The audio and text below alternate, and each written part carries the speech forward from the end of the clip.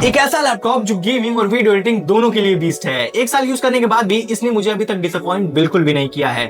Ryzen 7 और RTX 4050 के साथ परफॉर्मेंस टॉप नॉच है। लेकिन क्या ये लैपटॉप आज की डेट में भी वर्थ है और मैंने इसे कितने में लिया और तुम्हें कितने में खरीदना चाहिए, इन सब चीजों को मैं इस वीडियो में डिस्कस करने वाला हूँ, तो इस वीडियो को बिल्कुल भी स्किप मत करना। मैं बात कर रहा हूँ Lenovo Eloque Ryzen 7 7435HS variant की, जो कि 6GB of RTX 4050 GPU, 24GB of DDR5 RAM और 512GB ऑफ SSD के साथ आता है। ये लैपटॉप Lenovo की Eloque सीरीज का पार्ट है, जो कि एक बेसिकली बजट फ्रेंडली वर्जन है Lenovo Legion का, लेकिन परफॉर्मेंस में काफी क्लोज है। परफॉर्मेंस की बात करें तो मैं इसे वीडियो एडिटिंग और गेमिंग दोनों के लिए ही यूज करता हूँ।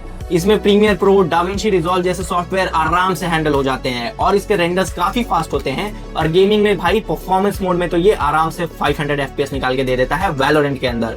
भाई टाइटल गेम जैसे GTA 5, वैलोरेंट, साइबरपंक सब कुछ इसमें हाई सेटिंग में इजीली चल जाते हैं। तो इसमें टोटल 3 मोड दिए गए हैं। पहला है क्वाइट मोड, दूसरा है बैलेंस मोड और तीसरा है परफॉर्मेंस मोड। परफॉर्मेंस मोड तभी ऑन होगा जब तुमने इसे चार्ज में लगा रखा है, और एक बार ऑन होने के बाद ये लैपटॉप नहीं रहता, रॉकेट बन जाता है भाई साहब। इतनी तेज इसके फैंस चलते हैं, इतनी ज्यादा आवाज आती है ना, आजू बाजू मेरी मम्मी 2 बार आके बोल गई क्या चला रहा है। तो बाकी बैलेंस मोड में तुम जैसा टास्क कर रहे हो वैसे ये बैटरी यूज करेगा, वैसे ही ये साउंड करेगा और उतना ही मतलब परफॉर्मेंस ही निकाल के देगा। क्वाइट मोड में तुम्हारा परफॉर्मेंस थोड़ा लो मिलेगा। Battery life on the other hand थोड़ी सी लंबी मिलेगी, क्योंकि ये उतना ज्यादा अपने कंपोनेंट्स को यूटिलाइज नहीं करता है, तो तुम्हें थोड़ी सी लंबी बैटरी देखने को मिल जाएगी। और साउंड बिल्कुल भी नहीं आता क्वाइट मोड में। लाइब्रेरी वगैरह जैसे प्लेस में अगर बैठे हो तो क्वाइट मोड तुम्हारे लिए है। बिल्ड की अगर बात करें तो बिल्ड वाइज ये काफी स्मूथ और प्रोफेशनल लुक देता है। इसके जो पीछे 2 एग्जॉस्ट दिए गए हैं उसमें से गर्म हवा आती है, और सारे मेजर पोर्ट्स जैसे कि तुम्हारी यूएसबी चार्जिंग और एथरनेट, ये सारी चीजें तुम्हें बैक साइड में ही देखने को मिलेगी। तुम्हें राइट साइड में देखने को मिलेगा एक यूएसबी पोर्ट, एक टाइप सी पोर्ट और हेडफोन का जैक, और साथ ही मिलता है तुम्हें कैमरा शटर बटन, जिससे तुम कैमरा को ऑन एंड ऑफ कर सकते हो। बिल्ड इसकी सॉलिड है और हिंज का स्टडी है, और इसकी जो कूलिंग है वो काफी डिसेंट मिलती है even during the high performance.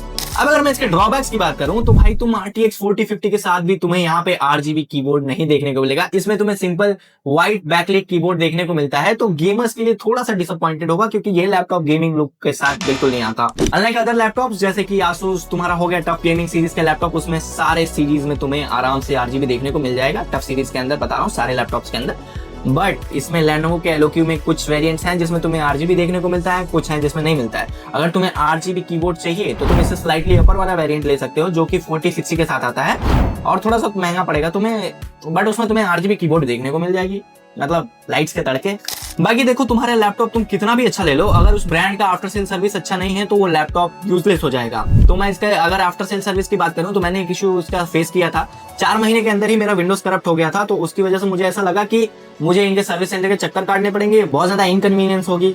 But भाई सच बताऊं तो मैंने चेक किया, इनकी जो ऑन साइड वारंटी है उसके अंदर मेरा लैपटॉप एप्लीकेबल था। तो मैंने कस्टमर केयर को कॉल किया और फिर उसके बाद उन्होंने मेरे को बहुत ही प्रोफेशनली समझाया कि इशू क्या है और उसको फिक्स कैसे करना है। और तो और फिक्स करने के बाद उन्होंने फॉलो अप कॉल्स भी किए कि सर हमने आपका नया विंडोज इंस्टॉल किया था, आपको कोई इशू ऐसा देखने को नहीं मिला।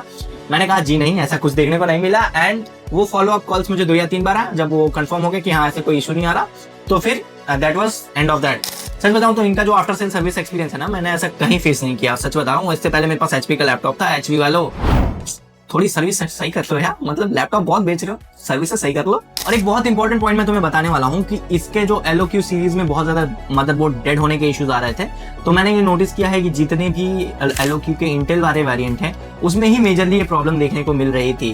खैर फिलहाल तो अभी किसी भी वेरिएंट में नहीं आ रही है, बट पहले के कुछ बैचेस थे, मतलब जिसमें से इंटेल वाले जो वेरिएंट हैं उनके मदरबोर्ड डेड होने के इश्यूज सामने आ रहे थे, तो काफी लोग डर रहे थे लेने का। एंड मैं भी उनमें से एक हूँ, इसलिए मैंने Ryzen प्रीफर किया था। और भाई वो सच बता रहा हूँ, अच्छा डिसीजन था मेरा। वैसे जब विंडोज करप्ट हुआ था ना, मुझे लगा कि भाई गया मदरबोर्ड गया, लेकिन ऐसा कुछ था नहीं। अभी भी 1 साल हो गए हैं, मतलब मस्त स्मूथ चलता है मक्खन। टाइम टू टाइम क्लीन करता रहता हूँ लैपटॉप को।